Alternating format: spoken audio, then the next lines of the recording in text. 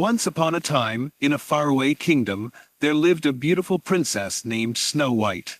Her skin was as white as snow, her lips as red as a rose, and her hair as black as ebony. Snow White's stepmother, the queen, was very jealous of her beauty. Every day, the queen would ask her magic mirror, "Mirror, mirror on the wall, who's the fairest of them all?" The mirror always replied, "You, my queen, are the fairest of all." But one day it said, "Snow White is the fairest of all."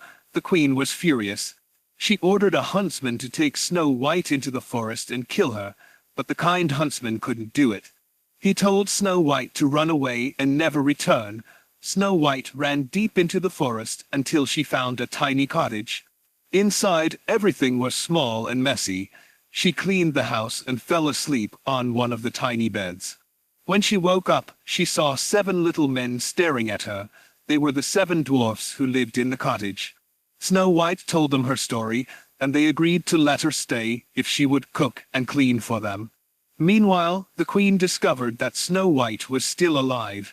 She disguised herself as an old woman and brought Snow White a poisoned apple. When Snow White took a bite, she fell into a deep sleep. The dwarfs were heartbroken. They placed Snow White in a glass coffin in the forest. One day, a handsome prince rode by and saw the beautiful Snow White.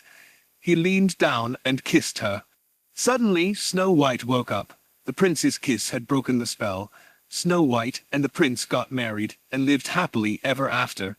And the 7 dwarfs, they danced with joy at the wedding celebration.